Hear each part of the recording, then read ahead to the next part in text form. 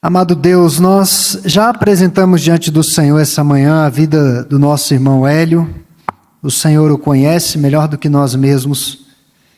E suplicamos, ó Deus, diante do teu trono de graça, que o Senhor instrumentalize os médicos, todo o aparato que existe ali de atendimento, para que o teu nome seja glorificado, ó Deus. Tenha misericórdia do nosso irmão, restabeleça-lhe, ó Deus, a saúde, que em breve ele esteja aqui conosco, para agradecer-te por esse livramento. Abençoe a nossa irmã, a dona Eliana, que estaria hoje conduzindo a superintendência da escola dominical, mas por conta da assistência ao esposo não pôde estar. Que uma noite escura, uma noite difícil, mas cremos que a tua bondade a assistiu. Que o Senhor continue sustentando a tua filha com graça, com misericórdia, bem como toda a família. E, ó Deus, que estejamos na brecha em orações em favor da saúde do nosso irmão. Pai amado, oramos por essa situação de saúde, que é preocupante no nosso país. Que o Senhor coloque a tua mão de graça. Tenha misericórdia de nós. Que isso não venha, ó Deus, causar maiores danos, prejuízos, seja ao comércio, seja à igreja do Senhor, seja as atividades ordinárias e necessárias do dia a dia. Tenha misericórdia, Senhor, é o que nós clamamos.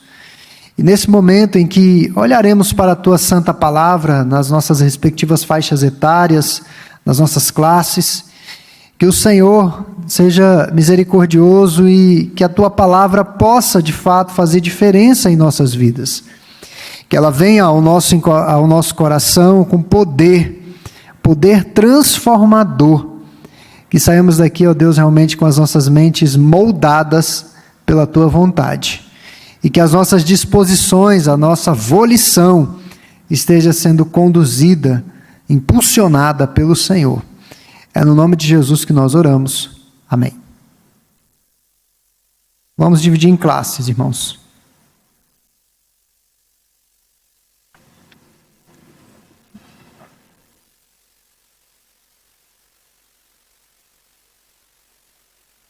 Quero convidá-los a abrirem suas Bíblias no Evangelho conforme escreveu Lucas. Hoje vai ser Lucas pela manhã e Lucas à noite. Lucas capítulo 9.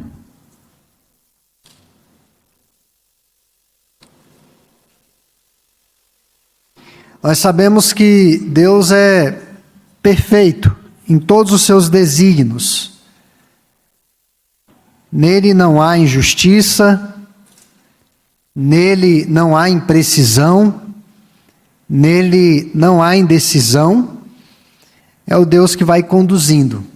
E eu penso, irmãos, que esse material que nós estudamos, com exceção da lição passada, página 244, especificamente, que eu registrei bem em minha memória, com exceção daquele ponto que ele meio que deixa a salvação à escolha, foi um livro bastante proveitoso. E eu creio que caiu como que uma luva em nossas mãos em relação ao que nós temos em mente para esse ano de 2022, que é uma igreja que vive para pregar o Evangelho. Então, esse livro nos mostrou diversas realidades que já existem na nossa sociedade. Ontem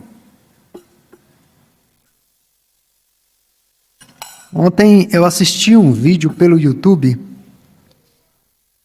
falando a respeito da filha de um apresentador global, Tadeu Schmidt, eu não sei o nome da filha dele, que ela se autodenomina Queen.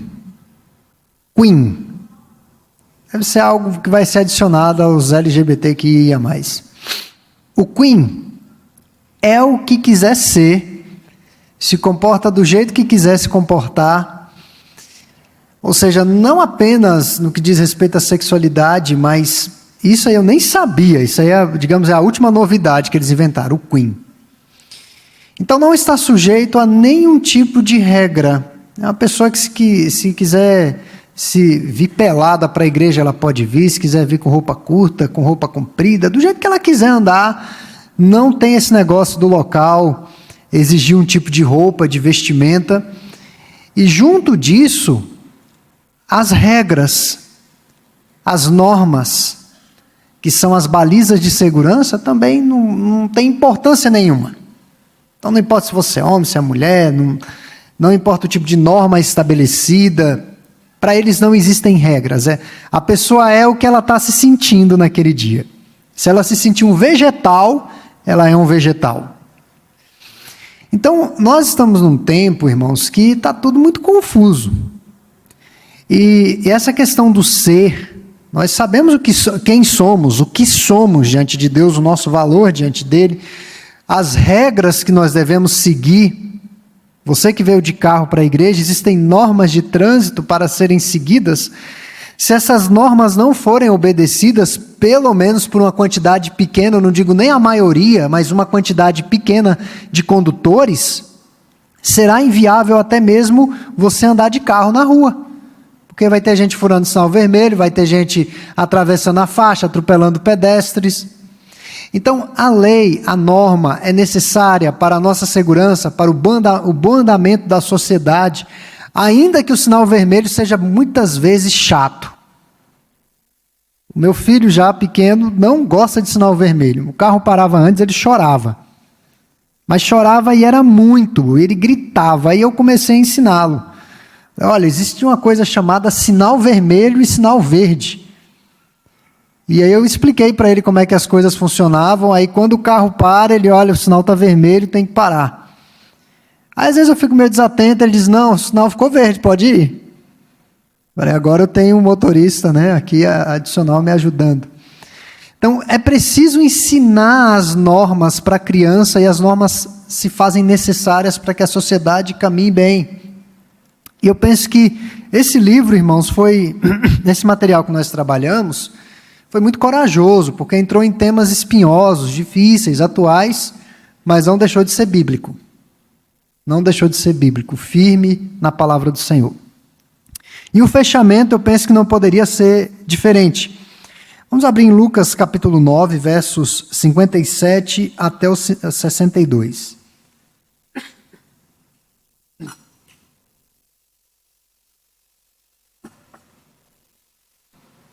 Diz assim a palavra do Senhor. Indo eles caminho fora, alguém lhe disse, seguir-te-ei para onde quer que fores. Mas Jesus lhe respondeu, as raposas têm os seus covis e as aves do céu ninhos, mas o Filho do Homem não tem onde reclinar a cabeça. A outro disse Jesus, segue-me. Ele, porém, respondeu, permite-me ir primeiro sepultar a meu Pai. Mas Jesus insistiu, deixa os mortos o sepultar os seus próprios mortos. Tu, porém, vai e prega o reino de Deus. Outro lhe disse, seguir-te-ei, Senhor, mas deixa-me primeiro despedir-me dos de casa. Mas Jesus lhe replicou, ninguém que tendo posto a mão no arado olha para trás é apto para o reino de Deus.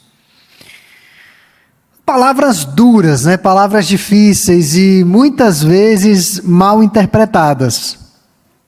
Eu já vi situações em que as pessoas, num álibi para servir a Deus, deixam as suas responsabilidades, o apoio devido à família, o cuidado que é devido à família, e dizem, não, eu estou servindo a Deus. Deus é minha prioridade. Então, hoje nós vamos falar, irmãos, vamos explicar o contexto desse texto, como que ele se aplica, e a temática é o Evangelho e os não alcançados. Essa é a temática que nós vamos caminhar essa manhã. Nós vimos ao longo desses meses que há muitas situações, muitos temas no mundo que tiram a nossa paz. Se você não fica inquieto é porque ou não sente, ou está empedernido, anestesiado, enfim, alguma situação diferente no seu coração. Há muitas demandas que nós olhamos que não é possível que nós as resolvamos. A opressão dos pobres, nós temos no país hoje mais de 20 milhões de pessoas aí que estão numa situação de miséria. É muita gente. Quase 10% da população tem dificuldade para comer com situações básicas. Se você somar isso aí, pessoas que não têm uma água decente saindo da torneira, um missionário que estava em Arinos nos relatou como que é a água tratada lá no Amazonas, na região que ele estava. Abria a torneira, saía um monte de bicho. Saía bicho da água. E era água tratada. Para muita gente, as pessoas bebem daquela água. Se você for pensar o tanto de gente que sequer tem uma água potável saindo das torneiras, é muita gente. O pessoal diz que quem vem a Brasília e bebe a água de Brasília não quer mais sair de Brasília. É verdade, a água de Brasília é muito gostosa. E tratada, principalmente tratada, uma das melhores águas. Eu estava medindo a alcalinidade da água da Caesb, ainda a Caesb, né? É impressionante. É altamente alcalina a água da Caesb. Mas não é essa a realidade da maioria dos brasileiros. Então nós não temos como resolver, solucionar o problema da pobreza. O próprio Senhor Jesus disse que enquanto existir mundo, existirão os pobres, os necessitados. Nós vemos também, irmãos, mais de 50 milhões, eu estou dizendo quase 50 milhões de abortos realizados em todo o mundo por ano. Por ano. 50 milhões. No Brasil nós estamos com pouco mais de 600 mil mortes por conta da Covid. Há um alarme grande em torno disso. Mas ninguém fala dos mais de 50 milhões de assassinatos silenciosos que acontecem durante todo o ano no mundo. Nós temos a negligência em relação aos órfãos e às viúvas, as pessoas vulneráveis, necessitadas. Tráfico de escravos humanos, estou falando de humanos ainda, isso existe. No Brasil, inclusive, existem senzalas do século XXI, pessoas trabalhando em condição de escravidão. O declínio do casamento, como Deus estabelece na sua palavra. A confusão em torno da sexualidade criada por Deus, essa geração Queen, é o pico dessa confusão, que está sendo intencionalmente ocasionada na nossa sociedade. A necessidade de igualdade étnica, a importância da liberdade religiosa, e percebam que todas essas questões, querendo ou não, vão nos alcançar, em alguma medida, em algum momento. Em algum contexto isso vai nos alcançar. Seja um parente nosso, envolvido nessas práticas, na nossa igreja, como nós cultuamos a Deus. Se discutiu muito nesse período de pandemia. Alguns pastores entraram em debates sobre o fechamento das igrejas. Eles falaram, mas isso é cerceamento da liberdade religiosa. Eu não entendi dessa forma, mas eu percebo que por detrás de muitos governantes há essa intenção sim de retalhar a igreja. Há situações, isso falando de contexto presbiteriano, que pastores foram proibidos de irem ao templo para gravarem os programas para serem postados no YouTube. Isso daí sim é perseguição religiosa. Nesse sentido eu vejo. Mas muitos comércios estavam fechando, as igrejas foram fechadas, eu não vejo que foi declaradamente uma questão de perseguição religiosa. Todos os grandes ajuntamentos foram dispersos. Mas a partir do momento que há uma rigidez e que há uma dificuldade para que a igreja se ajunte, aí sim nós podemos ver declaradamente uma perseguição. Então, irmãos, de certa forma, esses temas vão impactar as nossas vidas, a nossa família, a igreja, a sociedade como a vemos, a sociedade como interagimos com ela. Hoje, dependendo do contexto, se você trouxer o seu pensamento cristão em relação a algumas questões, as pessoas vão ficar horrorizadas. Porque o errado se tornou certo e o certo se tornou errado. Há uma relativização daquilo que era absoluto. Então esse é o cenário que a gente vive, infelizmente. Então, a percepção de mundo, né, essa visão de mundo trabalhada ao longo desses meses, deve, no mínimo, modificar a maneira como nós vemos as coisas, a maneira como nós vivemos, a maneira como nós interagimos com o mundo. E uma das exortações finais desse livro, desse material que nós estudamos, é justamente aproveitar as oportunidades que nos são dadas, que nos são oferecidas por Deus, para que nós vivamos de forma piedosa num mundo que está em decadência e em ruínas. Então, isso vai ficar muito mais pulsante na nova geração. Nós temos adolescentes que estão estudando, conhecem muitas pessoas, muitos outros adolescentes, e daqui a uns 5, 10 anos, se eles fizerem um reencontro de turma, como esses contemporâneos estarão mudados? Como que a visão de mundo vai estar mudada? O Evangelho, irmãos, nos leva a nos apegarmos em valores absolutos que são como âncoras para a nossa embarcação num mar em confusão.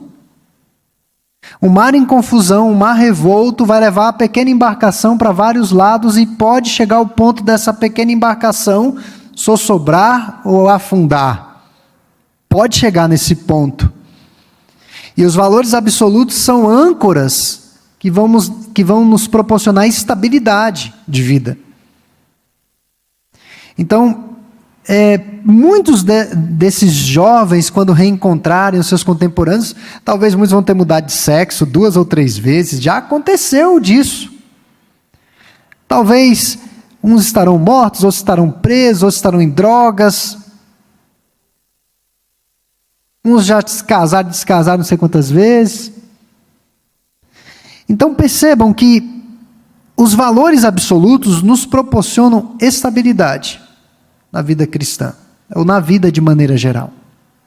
Nós valorizamos o nosso trabalho, nós valorizamos o nosso dinheiro, nós valorizamos as pessoas que Deus nos colocou ao nosso lado, seja a esposa, os filhos, nós valorizamos a nossa liderança espiritual, a liderança da igreja que vai nos conduzir em momentos de crise, e vamos nos apegando a esses valores que são fundamentais, e principalmente, nós nos apegamos a Deus. Ele é a grande âncora que vai nos dar estabilidade nesse mundo em confusão.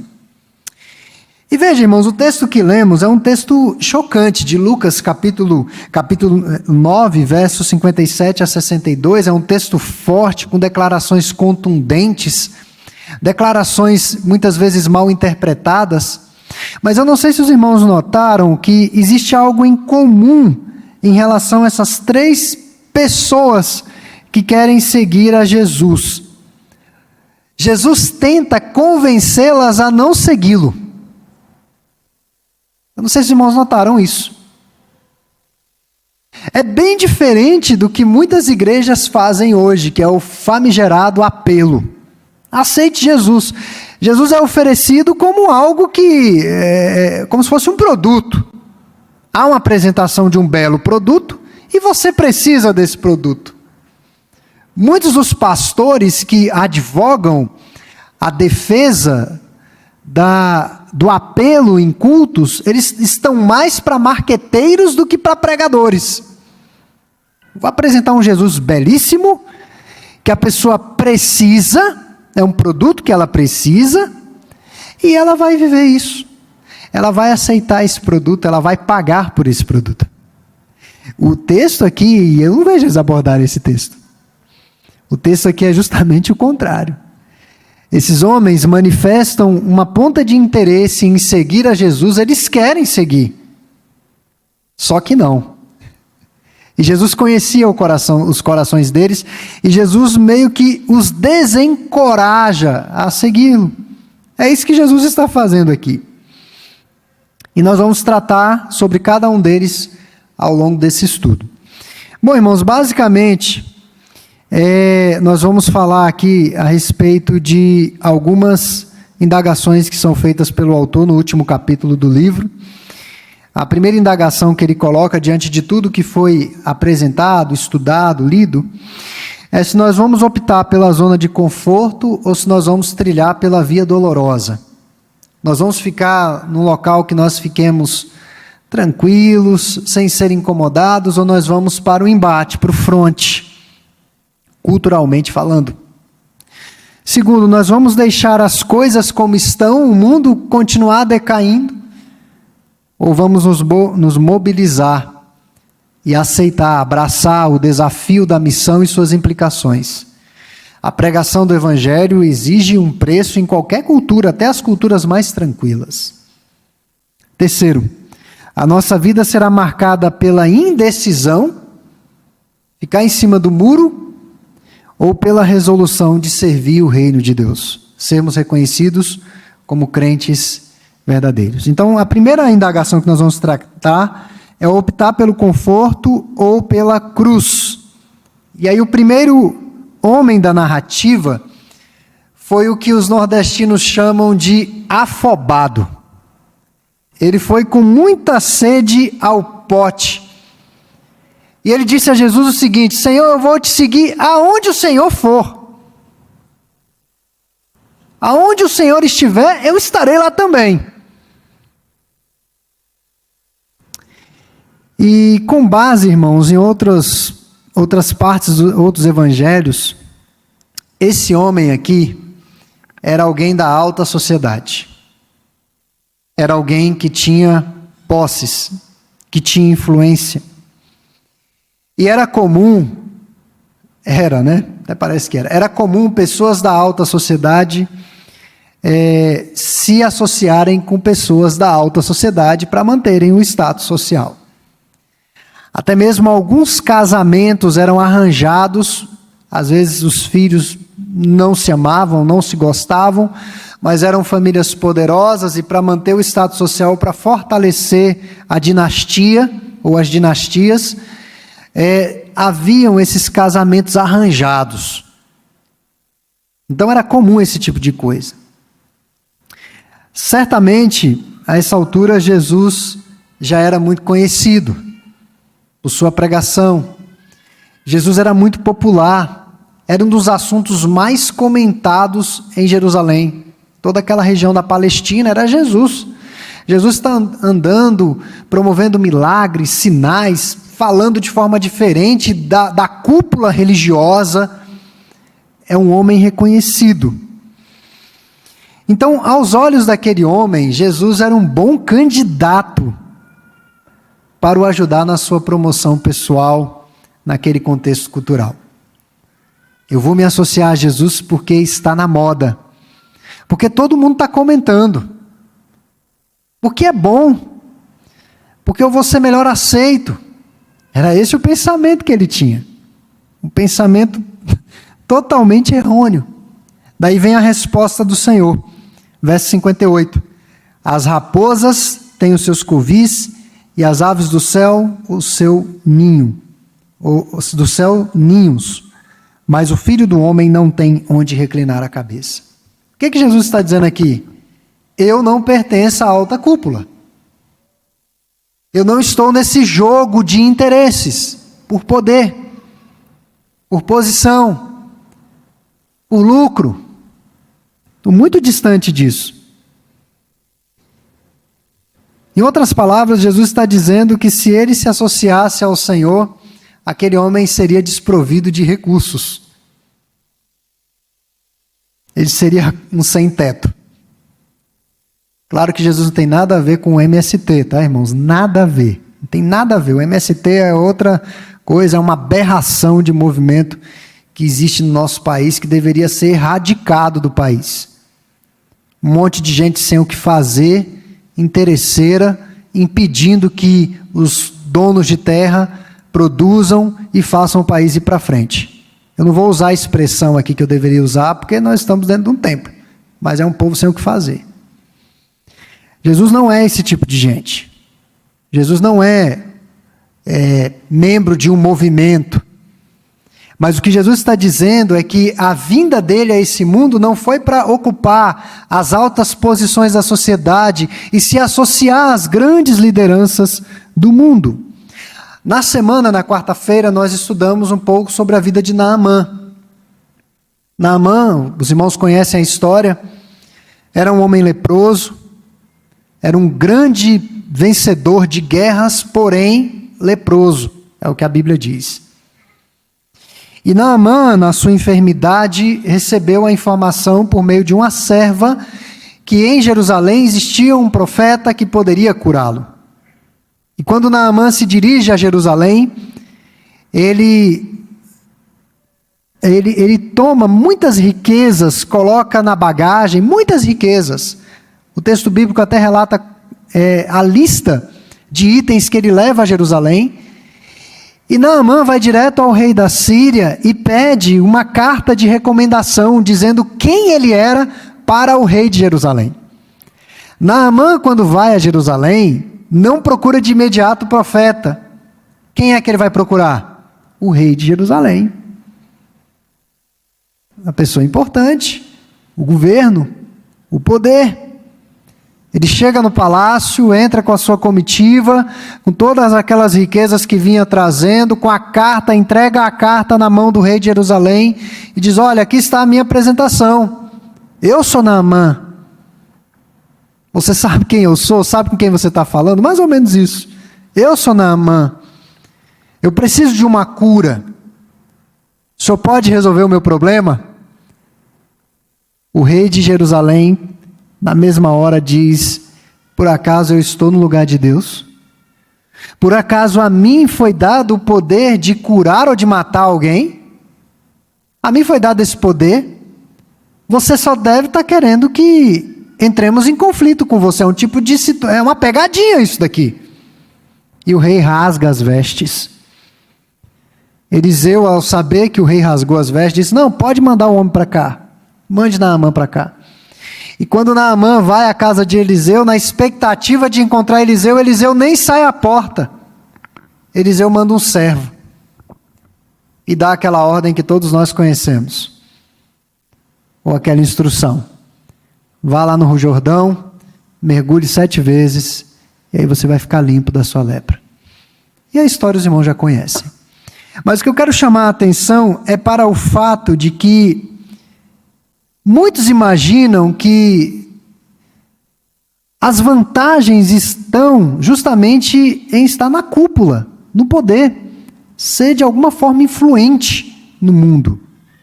E era essa a percepção que o homem tinha, esse potencial discípulo de Cristo tinha a respeito do Senhor. Então Cristo deixa claro que o cristianismo, irmãos, aqui não é uma senda, um caminho de conforto maior, uma posição mais elevada na sociedade ou mais facilidades nesse mundo. O cristianismo não é atalho, o cristianismo não é jeitinho, Deus vai dar um jeitinho, não. O cristianismo é um caminho difícil. A Bíblia diz que é uma porta estreita, ou seja, você passa com dificuldade. Eu não sei se os irmãos já tiveram de passar por uma porta pequena, baixa. Depois, quando você sair e passar aqui no salão social, observe uma portinha por baixo do palco lá do salão social. Tem uma portinha que dá acesso à parte do palco. Eu não consigo entrar ali. O Moisés consegue, eu não consigo, eu não tenho alongamento nenhum. É estreita, é difícil de entrar. Aqui também, para acessar o telhado, é uma abertura muito pequenininha. Quando estava reformando, eu acessei umas 2 ou 3 vezes, com muita dificuldade. Como eu disse, não tem alongamento nenhum. A porta do Evangelho é uma porta estreita. É um caminho estreito, não é só a porta, é o caminho que é estreito, é difícil. E o Senhor Jesus diz que largo e espaçoso é o caminho que conduz à perdição. Portanto, o cristianismo não é uma situação para quem quer conforto. Não é. Eu sei que pela estrada cristã, Deus vai nos livrar de muitas dores, de muitos sofrimentos, de vícios, de perdas financeiras, porque se o cristão tiver a mente no lugar, entender o Evangelho, ele vai conseguir investir bem recursos, ele vai se desvencilhar de muitos perigos. Mas a provação vem. E principalmente a provação por conta da pregação do Evangelho. Quando Jesus fala de perseguição e de sofrimento, é num contexto de pregação do Evangelho. Quando Jesus fala de dar a outra face, é num contexto de pregação do Evangelho. É isso que nós temos de entender. Que eu já até preguei aqui, talvez muitos não concordem, e eu entendo. É porque muitos cresceram na igreja e entenderam dessa forma, é difícil de mudar. Eu creio que a defesa pessoal é bíblica. Eu creio que o crente ter uma arma em casa para defender sua família é bíblico. Não vejo nenhum problema nisso. Se fosse pela lei divina, era permitido. Olha para Levítico, Números, está lá. A lei de Deus diz assim: se você defender a sua família, não tem problema.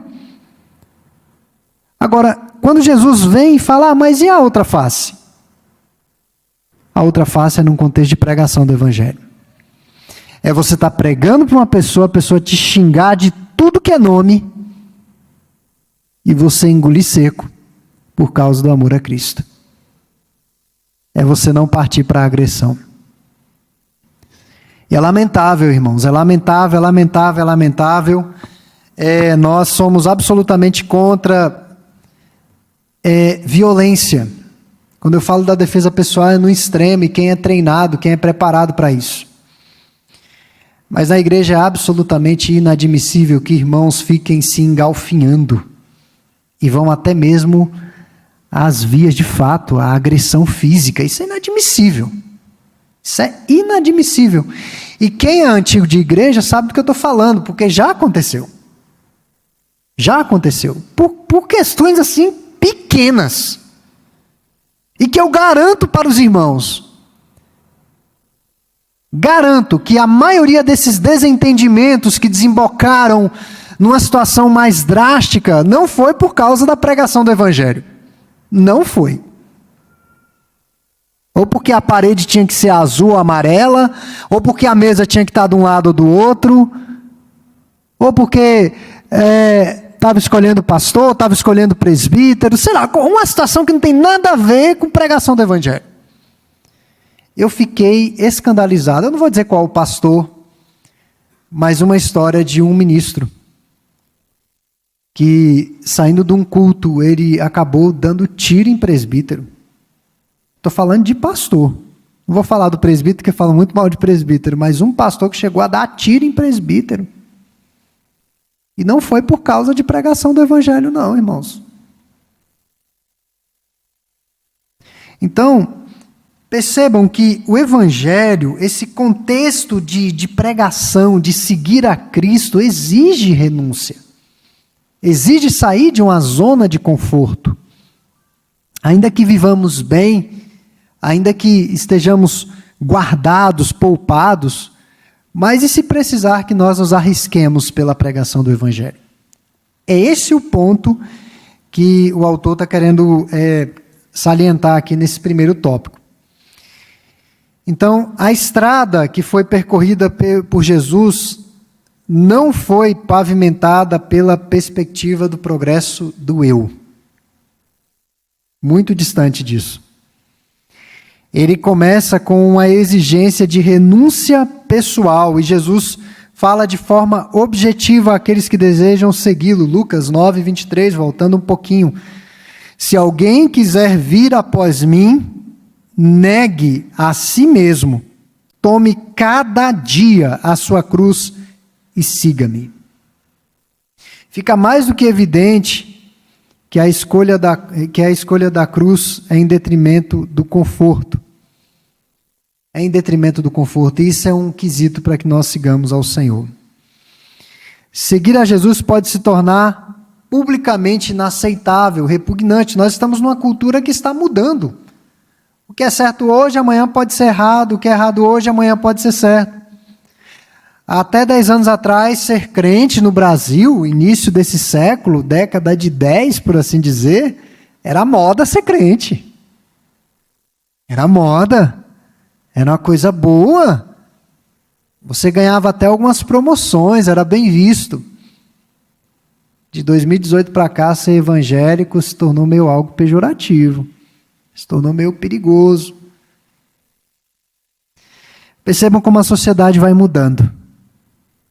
Os crentes mais antigos sabem do que eu estou falando. Década de 80, 70, 80, ser crente era motivo de chacota e de riso. As pessoas escondiam as Bíblias quando iam para a igreja. Às vezes a Bíblia era bem pequenininha. Eu lembro de pastores criticarem o crente que tinha uma Bíblia pequena. Eles diziam que quem tinha uma Bíblia pequena tinha uma fé pequena. Isso não tem nada a ver, mas era o que eles falavam. Que a Bíblia era o símbolo de que você era um crente. O católico não andava com a Bíblia debaixo do braço. O crente andava.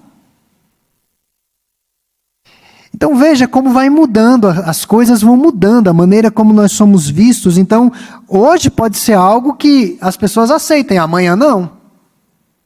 Ser crente amanhã pode ser motivo de cadeia. Só o fato de você ser evangélico pode ser motivo de cadeia amanhã. Pode ser baixada uma norma no país amanhã. E nós já vivemos, irmãos, dias difíceis para o evangelho, para aqueles que são fiéis a Deus, para aqueles que acreditam na Bíblia como verdade absoluta. Eu vi esses dias um debate na internet sobre fé. E o debate era o seguinte: alguns diziam, a minha fé não é num livro. A minha fé é num Deus que está atento às minhas necessidades. O livro está ali, mas é um Deus que está atento às minhas necessidades.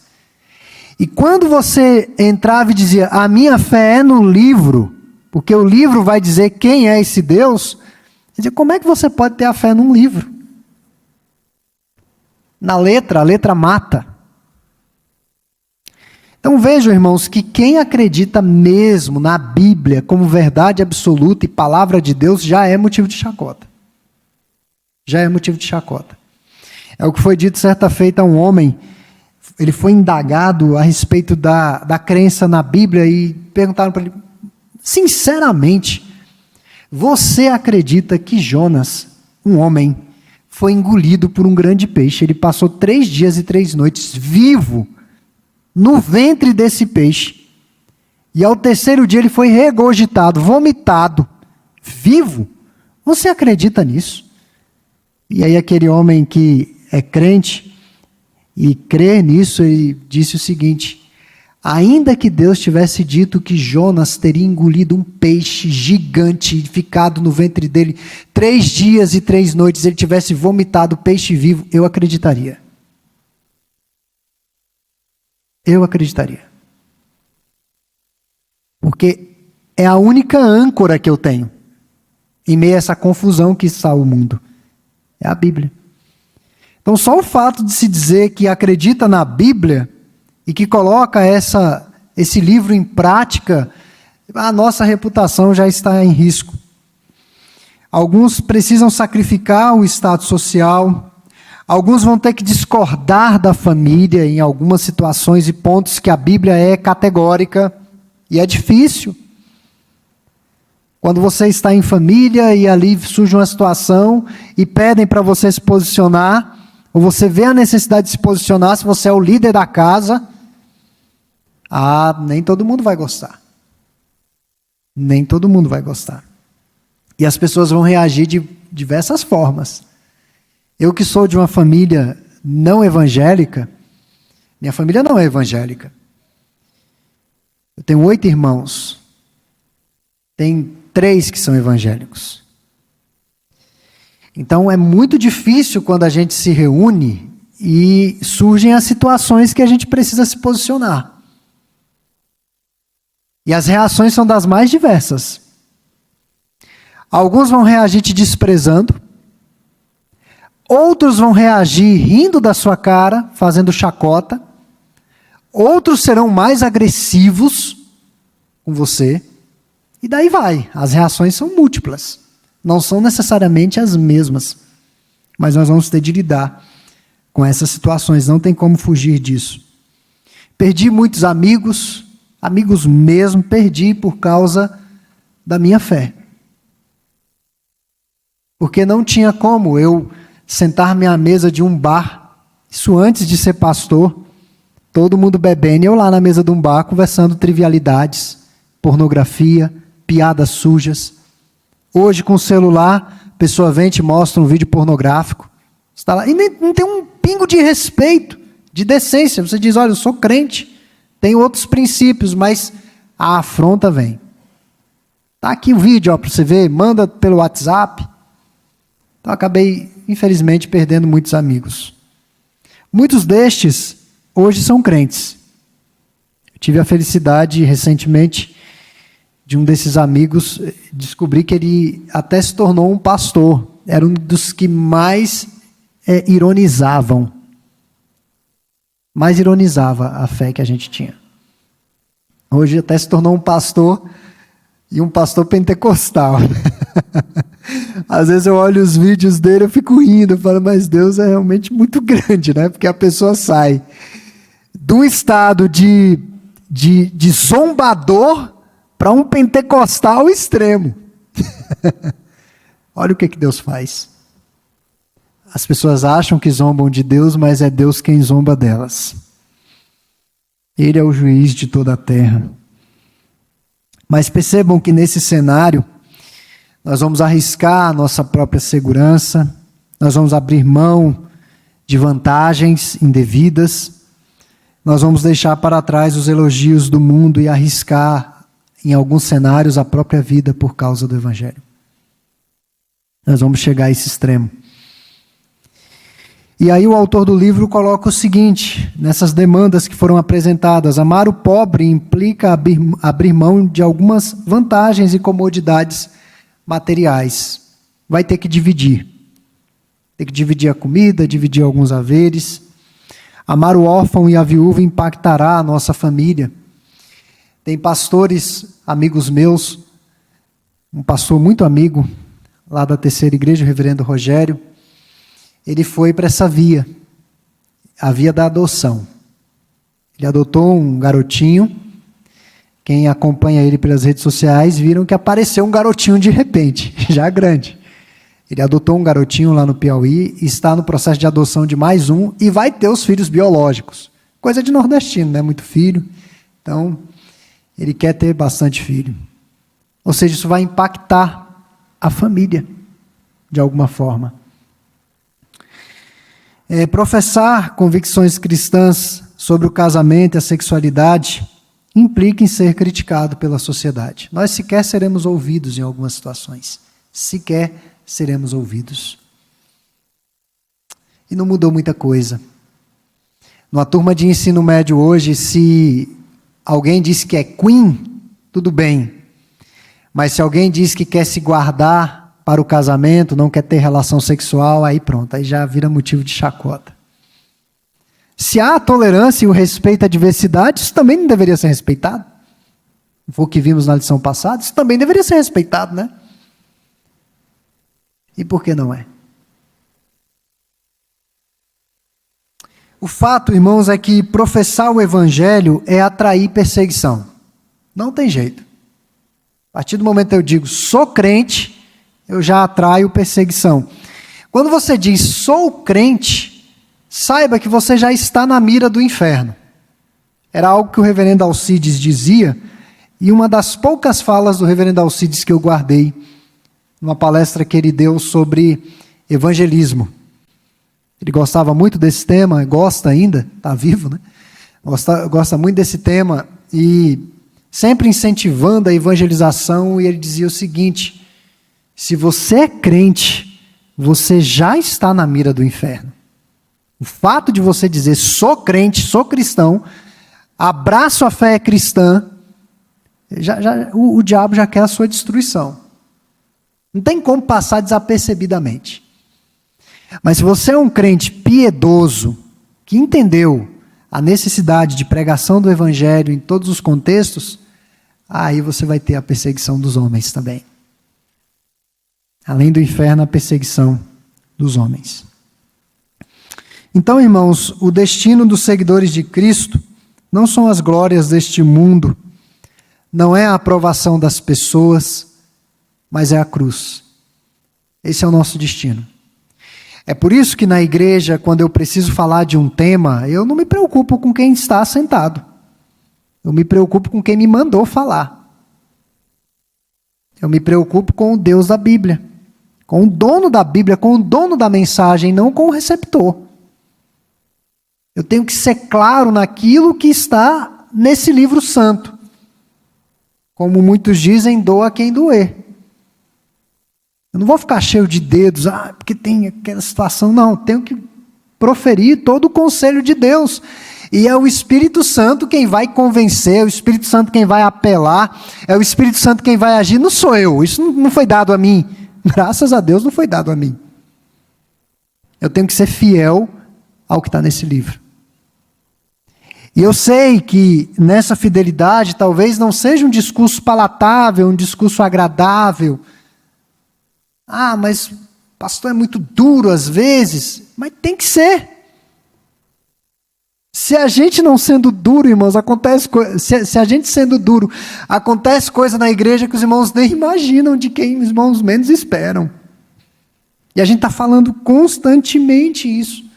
Os presbíteros que me acompanham em diligência, Natanael está aqui, o Cícero já foi em algumas, o Eliseu ainda não, o seu Joel já foi em várias, mas esses presbíteros que nos acompanham em diligência sabem do que eu estou falando. A gente às vezes está falando o óbvio e de uma forma dura mesmo, mas tem gente que ouve e parece que nem entrou, parece que a pessoa nem está aqui.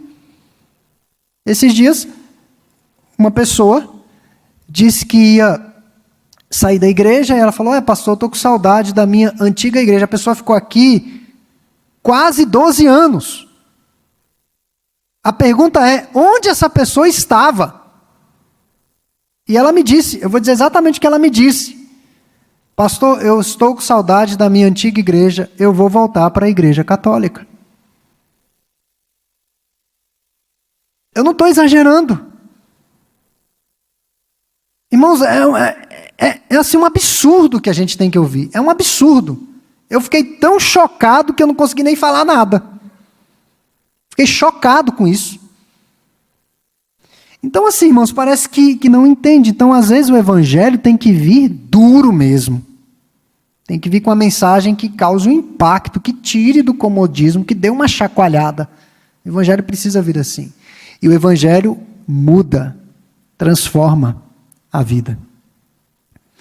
E a pergunta é, como o mundo reagiu à pregação do Senhor Jesus? O autor disse como que o mundo reagiu à pregação. Com uma cruz banhada de sangue. Nós não vamos buscar deliberadamente a perseguição. Me persigam. Não, nada disso. Mas nós temos de compreender de uma vez por todas que quanto mais os nossos pés estiverem fixos no Evangelho, recebendo a irrigação do Espírito Santo, quanto mais estivermos firmes, mais nos distanciaremos de uma cultura anti-Deus. E a nossa vida será mais difícil nesse mundo. Muito mais difícil. É preciso tomar cuidado com o amor ao próximo dissociado da verdade. A tolerância em relação ao que é errado. E eu gosto dessa ilustração do pai e do filho. Eu gosto demais, eu acho que aqui encaixa perfeitamente nesse cenário de diversidade pecaminosa que nós vivemos. Eu não vou odiar o meu próximo. O seu filho pode ser o que ele for, pode ser um queen, mas é o seu filho. Não tem como você mudar isso. Não tem como, você pode até pegar ali a certidão de nascimento, identidade, tirar o seu nome, mas o seu DNA vai estar nele. Não tem como você mudar isso. Então, irmãos, como que nós vamos lidar com isso? É amando, mas falando a verdade. O amor fala a verdade. Haverá um momento que você vai ter que sentar e falar a verdade. Geralmente com filho é reativo, né? está fazendo alguma coisa errada, você imediatamente já corrige, é o correto. Mas chega uma determinada idade que haverá os momentos. Deus vai te dar as oportunidades de falar e demonstrar o seu amor por Ele na verdade. Não podemos adequar o Evangelho ao pecado do mundo, ao gosto do cliente. As verdades bíblicas têm de ocupar o seu lugar acima das preferências pessoais, muito acima. A igreja precisa se organizar como instituição, tem a liderança, tem as suas despesas para trabalhos de manutenção, as causas locais, mas toda essa organização que nos consome muita energia, eu falo como quem está na engrenagem, manter, por exemplo, tivemos esse vazamento aqui, veio o administrador, resolveu na semana, outras demandas administrativas, encargos, impostos, funcionários, obreiros, pessoas para cuidar do corpo docente, mas nós não devemos nos perder no que é a nossa missão. A nossa missão principal é a pregação do Evangelho. É glorificar a Deus, mas anunciar a Cristo. Segundo ponto da nossa lição, ou pergunta, né? Vamos deixar as coisas como estão ou buscar o sacrifício da missão? Jesus falou para o segundo homem segui-lo. Jesus chama ele, verso 59. E aí o homem dá aquela desculpa, permite-me primeiro sepultar o meu pai. E aí Jesus dá essa resposta dura, deixa os mortos os sepultar os seus próprios mortos, tu, porém, vai e prega o reino de Deus. Aquele homem pede a Jesus que antes sepulte o seu pai. Há várias interpretações em relação a isso daqui. E nós não sabemos ao certo qual é a correta. Alguns interpretam que o pai daquele homem de fato havia morrido há poucos momentos ali, ele tinha recebido a notícia. E ele precisava cuidar ali dos preparativos do velório, do sepultamento, etc. Há uma outra linha de interpretação que diz que o pai daquele homem muito provavelmente não havia morrido. E ele queria ficar ali numa espécie de stand-by, em espera que o pai morresse, para que ele pudesse enterrar o pai e depois seguir a Jesus. Não temos certeza de qual era a situação. O fato é que aquele homem queria sepultar o próprio pai. E, de fato, enterrar o pai era o que aquele pretenso discípulo queria fazer, e não apenas isso, mas era o que a sociedade esperava dele. Como filho, dá essa honra.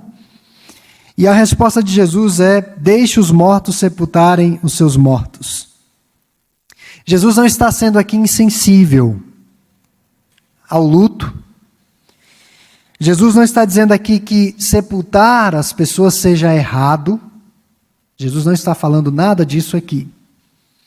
Mas o que Jesus está colocando aqui é a urgência da missão. Nós temos que entender o versículo, esse versículo 60, principalmente na parte final, que ele diz: vai e prega o reino de Deus. Vai e prega. Tudo no imperativo, 2 verbos no imperativo. Jesus está falando o que deve ser prioridade. Porque o morto já está morto, mas tem muita gente moribunda que está morrendo. É nesse sentido.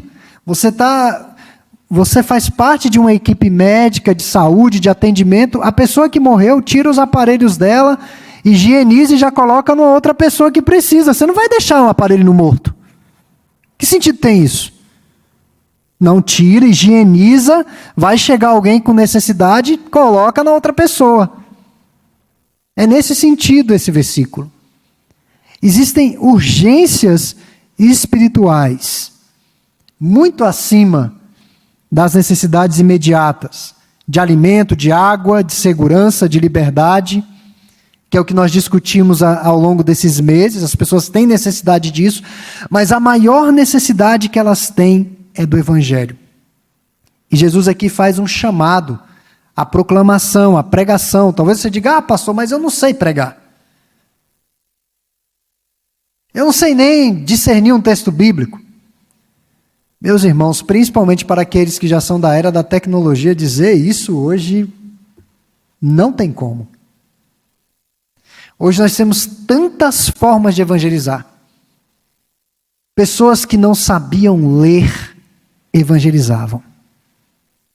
Quantas histórias nós não ouvimos de pessoas que não sabiam ler, elas compravam a Bíblia e diziam para o neto ler a Bíblia para elas, para o filho ler a Bíblia para elas, e na leitura do livro, o filho, o neto, a pessoa que lia, a empregada que seja, se convertia, só lendo o livro.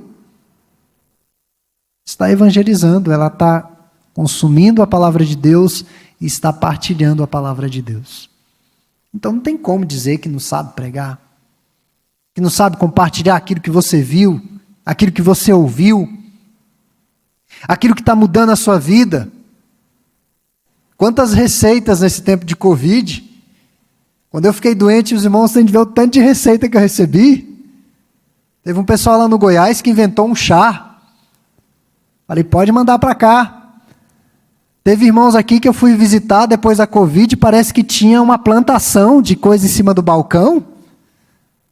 Eu perguntei, o que é isso? Não, isso aqui foi na Covid, que essa planta serve para isso, essa serve para aquilo outro, isso aqui não sei o quê. A pessoa virou um expert. Ela sabia contar detalhadamente o que o produto fazia, o que o chá fazia, e algo que trouxe benefício à saúde dela, e ela queria compartilhar. Aquilo que traz benefício para a sua alma, você não consegue compartilhar com outros. Qual é a dificuldade, irmãos? Qual a dificuldade disso? Jesus sabia das necessidades das pessoas. Em seu ministério terreno, ele se compadeceu. Ele supriu os famintos, os sedentos, os moribundos, os oprimidos. Mas Jesus sabe que as necessidades terrenas jamais irão se sobrepor às necessidades eternas. Jesus sabe que as pessoas estão em risco por conta do pecado. E Jesus veio reconciliar os que são seus com o Senhor. Jesus não veio apenas saciar a fome ou as necessidades físicas mais prementes, urgentes. Uma das passagens que deixa explícito isso de uma forma muito contundente é João capítulo 4. O encontro de Jesus com a mulher do poço. A mulher samaritana. Jesus pede para aquela mulher um pouco de água. E aquela mulher diz, mas você não é um judeu, é homem, falando comigo, que sou estrangeira, samaritana. E Jesus diz àquela mulher, se você soubesse quem eu sou, eu te daria da água, que você jamais teria sede. Você jamais precisaria, entre aspas, vir nessa peleja para buscar essa água. Jesus revela a vida de pecados daquela mulher, o que a deixa impressionada. E ali Jesus deixa explícito que a nossa maior necessidade não é de roupa, não é de comida, não é de bebida, mas a nossa maior necessidade é de salvação. Obviamente que nós vamos trabalhar no sentido de amenizar o sofrimento do mundo, mas existe algo que somente a igreja pode fazer. Vestir as pessoas no frio, dar sopa, todo mundo pode fazer. Todo mundo pode fazer. Mas pregar o evangelho, só a igreja pode fazer. Ninguém mais. Então, a ação social jamais deve estar dissociada da proclamação do evangelho. Pregar e fazer o bem sempre vai andar de mãos dadas. Se nos importamos com o sofrimento terreno, nós deveríamos nos importar muito mais com as agruras da eternidade. E conforme David Platt, mais de 6.000 grupos étnicos não ouviram falar de Jesus. Eu estava pensando hoje de manhã sobre isso, irmãos. Quando eu olho para a Europa atual, Europa, no século XVI, século XVII, XVIII, passou por uma efervescência religiosa, evangélica. Praticamente todo o continente, toda aquela aquela região foi evangelizada, praticamente toda a região. Hoje, se você vai na Europa, eles precisam ser reevangelizados. Eu conversava com uma membro aqui da igreja que pretende morar em Portugal, e ela falando que é um país muito bom, que não sei o quê. E aí eu fiz uma observação. Eu perguntei a ela o seguinte: quantas igrejas você encontrou em Lisboa? Quantas igrejas você encontrou nessa região? Ela falou o nome da região que ela queria morar. Quantas igrejas evangélicas? Ela, de fato, quase você não vê igreja. E era uma região efervescente. Era o que você encontrava. Hoje é uma região que precisa ser evangelizada.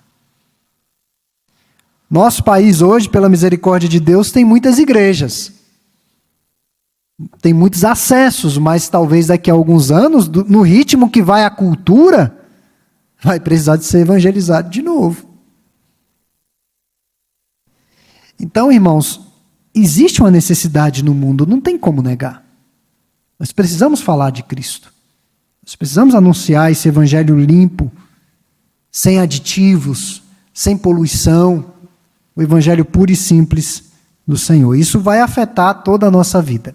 Por fim, a nossa vida será marcada por uma mente indecisa ou por um coração inteiramente voltado para o reino. O último homem aí de Lucas 9, também disse a Jesus: eu te seguirei, mas deixa-me primeiro despedir de minha família. E aí Jesus responde com aquela frase que muitas vezes nós utilizamos em relação à nossa velha vida, né? Ninguém que põe a mão no arado, olha para trás, é digno do reino de Deus. O que que Jesus está dizendo aqui? Meus irmãos, hoje nem tanto, mas naquela cultura, a família tinha um peso enorme nas decisões de seus membros. Se os irmãos observarem no livro de Atos dos Apóstolos, na conversão do carcereiro, antes de tentar suicidar-se, o apóstolo Paulo diz: olha, não faça isso, todos estamos aqui, ninguém fugiu dos presos. Aquele homem se converte, ou é convertido, e a família dele toda. Aquele homem pregou para a família toda se converteu, e todos foram batizados na cadeia. Na cadeia mesmo, ali mesmo eles foram batizados. Ou seja, as decisões de uma família eram quase que conjuntas, era o mesmo parecer. O mesmíssimo parecer. Havia muita obediência, muita submissão. Hoje não, as famílias a coisa é meio farofada, né? Cada um tem uma posição, opinião, pensamento, não sei o quê. Mas naquela cultura não.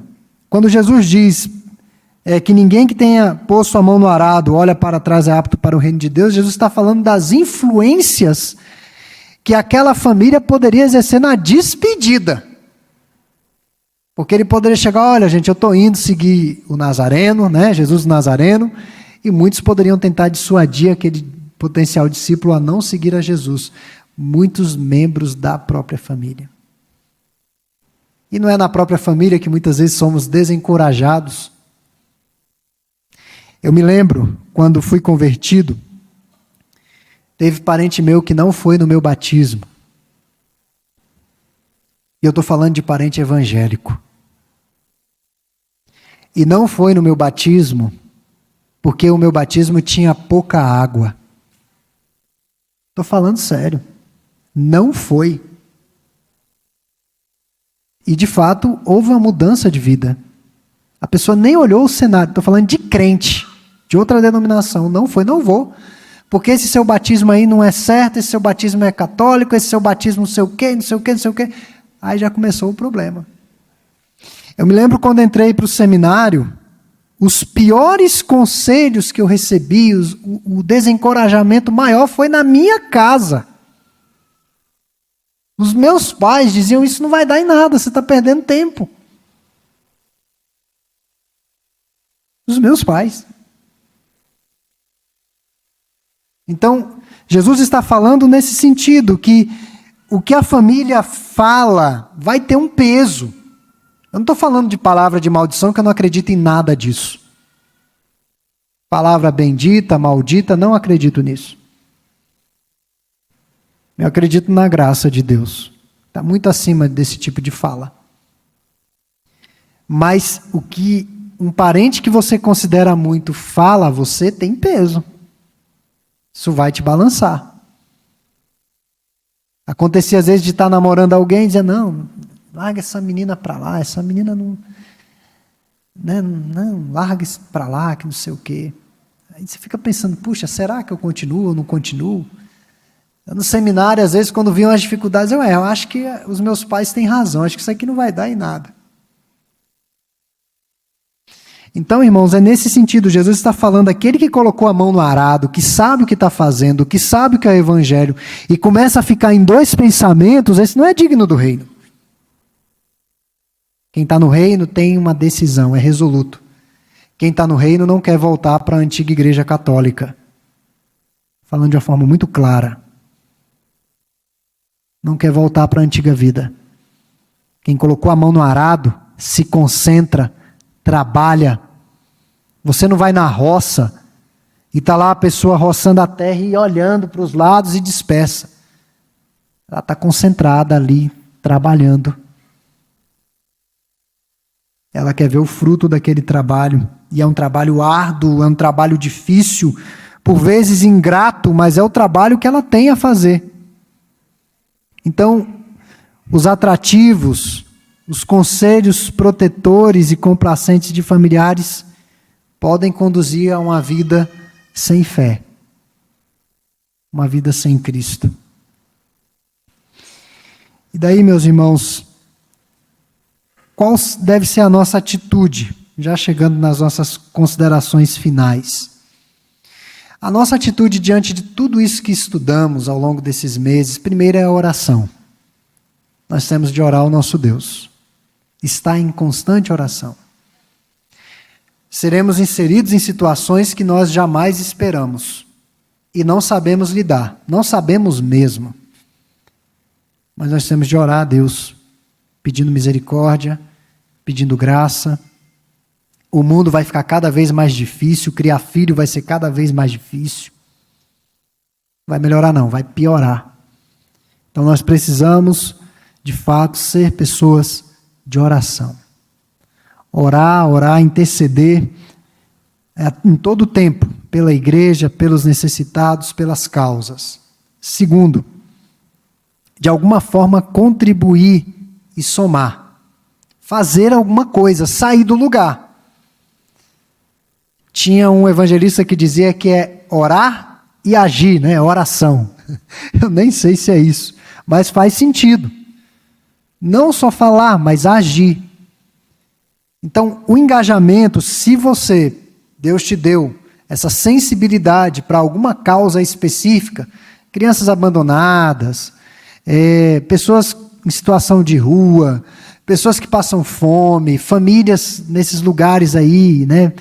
Então se envolva com outras pessoas, não vá sozinho. A Bíblia não recomenda que você vá sozinho. Mas é procurar instituições e pessoas que já fazem um trabalho. E você pode agregar. Eu vi isso acontecer na Casa Manaim. Hoje já não é lá essas coisas. A Casa Manaim se perdeu porque se tornou uma ONG e recebe dinheiro do Estado. Se perdeu no meio do caminho. Mas eu me recordo que as pessoas que gostavam desse tipo de ação social, logo no início iam lá, preparavam a comida, davam a palavra para o interno, né? Ajudavam na higienização, construía mais uma dependência na casa. Ou seja, existem várias maneiras de se engajar.